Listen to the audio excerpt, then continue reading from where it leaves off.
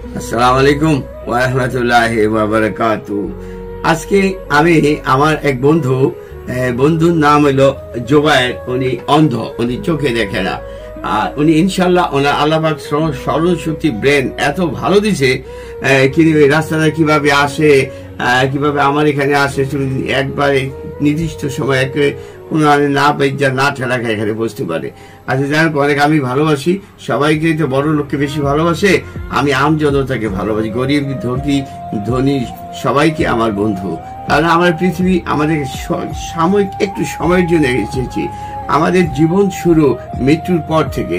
যাই হোক, আচ্ছা দোস্ত, তুমি কত তো বর্তমান সময়ে তোমার মনের কি চাহিদা, কি পাইলে তুমি সবচেয়ে বেশি খুশি হইবা? ওয়ালাইকুম আসসালাম ওয়া রাহমাতুল্লাহি ওয়া বারাকাতুহু। আমার নাম মোহাম্মদ জোবায়ের হোসেন।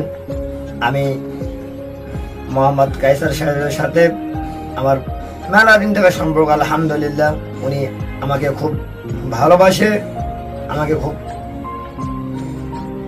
জীবনের চেয়ে ভালোবাসার চেষ্টা করে, আলহামদুলিল্লাহ। আমাকে সবচাইতে ভালো লাগে কোরআন তেলাওয়াত করতে এবং শুনতে, নামাজ পড়তে, এটা আমার সবচাইতে ভালো লাগে, আলহামদুলিল্লাহ। আর সবচাইতে ভালো লাগে যখন হেঁটে হেঁটে তখন মসজিদে যাই, তখন আরো ভালো আমার লাগে, আলহামদুলিল্লাহ। আলহামদুলিল্লাহ, থ্যাংক ইউ, ধন্যবাদ।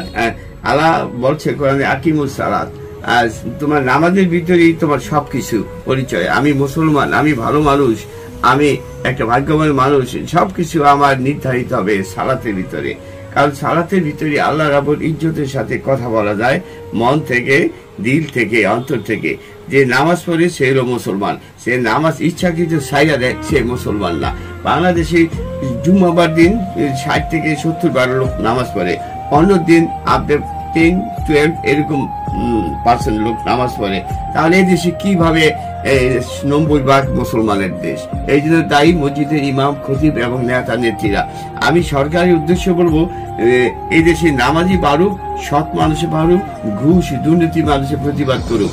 এই সম্বন্ধে দোস্ত তুমি একটু বলো তো, আমার দেশে যে সমাজে তুমি দুর্নীতি হইলে, মানে মানুষ তো কালো টাকা হইলে অনেকে দান করে, অনেকে সহি টাকা দান করে, তুমি এটা কেমনি বুঝবা তোমার টাকাটা হালাল না হারাম টাকা তোমার দান করছে? ওইটা তো এখন বলা যাবে না।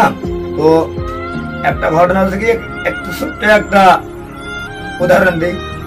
আলেমে সমাজ ক্ষমতা এলে হবে ইসলামী বাংলাদেশ,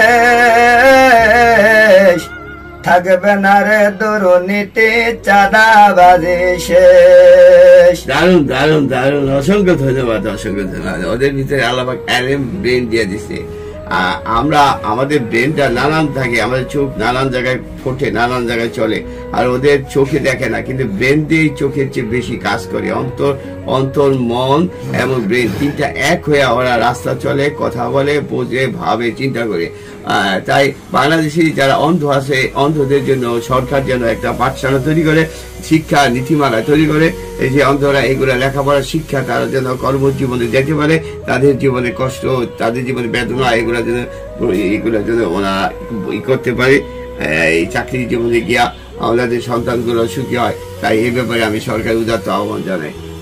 আপনারা যারা ভিউয়ার্স যারা আছেন, এগুলো দেখবেন, সরিয়ে দিবেন, ভালো কথা সবসময় বেশি শুনবেন, কোরআন পড়বেন অর্থ সহকারে এবং সেই অনুযায়ী চলবেন। কারণ দুনিয়াটা একটু সময়, আমাদের মৃত্যুর পরে আসল সময়। থ্যাংক ইউ, ধন্যবাদ দোস্ত, তোমার কষ্ট দিলাম।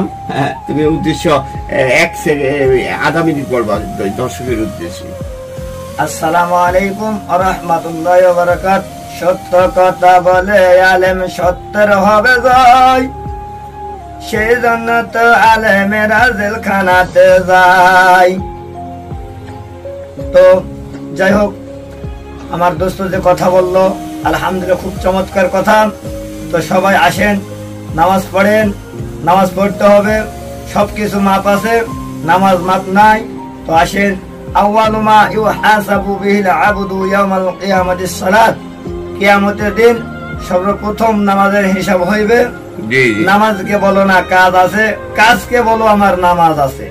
আসসালামু আলাইকুম ওয়া রাহমাতুল্লাহি ওয়া বারাকাতুহু। থ্যাংক ইউ, ধন্যবাদ আপনাদের সবাইকে। ভালো হলে এগুলা শেয়ার, লাইক দিবেন আর আমাদের জন্য দোয়া করবেন। Thank you.